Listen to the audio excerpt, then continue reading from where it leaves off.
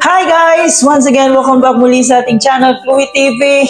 Maligayang pagbabalik guys. So ngayon, alam kong magiging masaya na naman ang araw niya, especially sa ating mga solid Jomcarl fans. Kasi yung magiging reaction video natin sa araw na to ay isa sa pinaka-paborito nating love team ng Kalingap, ang Jomcarl. So ito na nga guys, no, grabe itong si Papa Joms, napakadaming alam, especially daw sa pag-propose. Nandito nga po, pinayuhan pa nga niya si Kalingap JJ kung paano nga ba mag-propose ng tama at paano mapa-oo ang isang babae. Grabe naman, napaka-expert naman ni Papa Joms. So ayan guys, nandito nga po si Kalingap JJ, kasama na si Kalingap David, ang mag-agum. So baga, ito yung quality time ng ating mag-agum. And dito pinaplano nila yung magiging next episode or next part ng Jomcarl, ang part 77 kung saan marami daw ang pasabog. Kaya aabangan po natin yan kung ano kaya ang pwedeng mangyari. At hintayin po natin yan sa YouTube channel ni Kalingap Rab.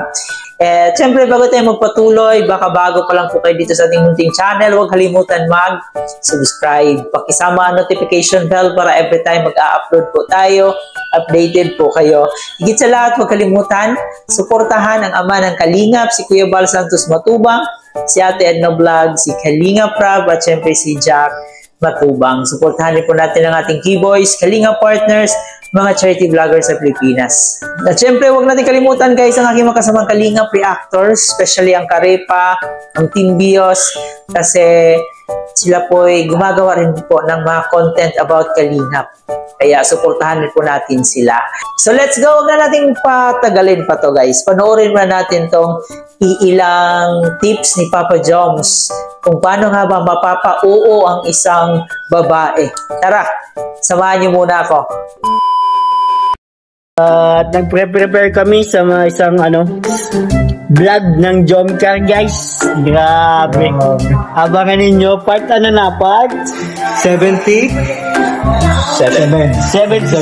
guys. Part 77. Abangan ninyo ang mga mangyayari dito.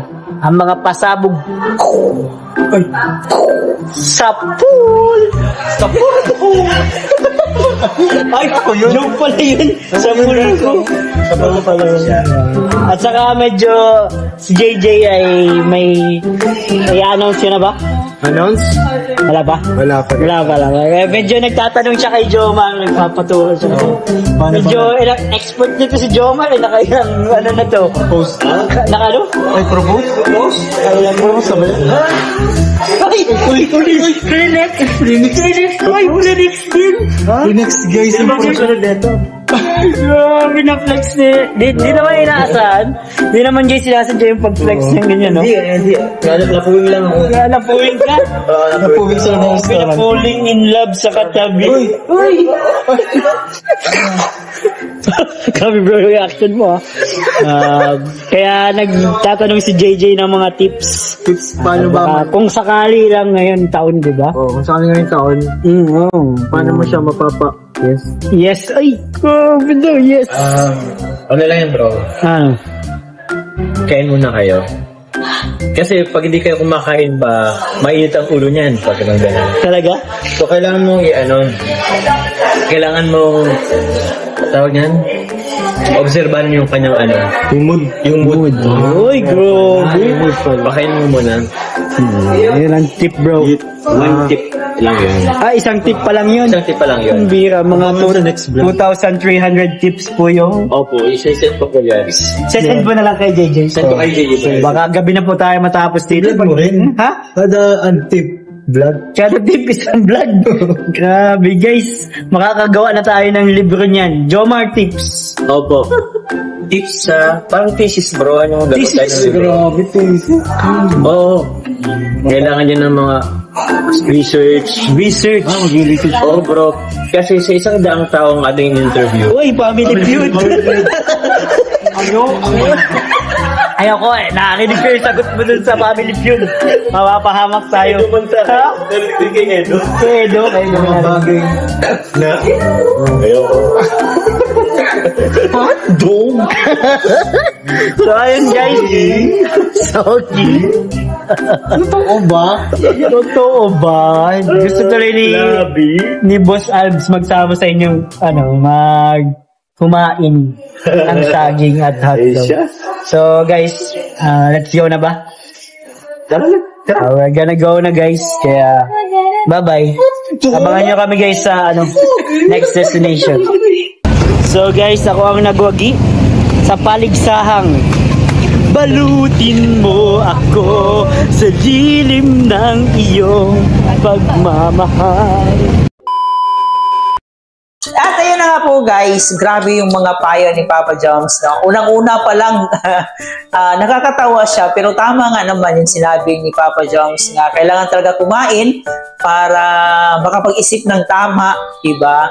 At second, kailangan talagang suriin kung nasa good mood ba, kasi baka na bad mood tapos mag-propose ka. So, may tendency talaga na hindi matutuloy ang proposal at walang yes na makukuha. So, dapat suriin nating mabuti, no? Pag nag-propose tayo na nasa good mood yung partner natin.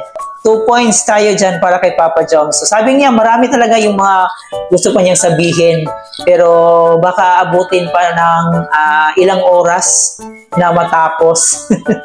So, nakakatawa yung mga sinabi ni Papa Joms, pero may kapupulutan ka talaga, no? Kahit alam mong nakakatawa, especially nung sabi niya na dapat kumain. So, alam naman natin si Papa Joms na kain is life talaga, pero tama nga naman yung sinabi niya na kumain para makapag-isip ng maayos, no? At yung tawang-tawa si Carla doon nung sinabi niya yon, tawang-tawa si Kalingap David. Sobrang ang sweet ng ating mag-agum dito sa kanilang dinner date na may mga chaperon. Sabi ni Kalingap David na nagpaplano sila sa next episode ng Jom Carl, ang part 77. So, aabangan po natin yan kasi hindi nila sinabi kung ano yung mangyayari dito sa part 77. And alam naman natin na tunay na mag-agum na tong dalawa na to, pero hindi pa nila sinasabi.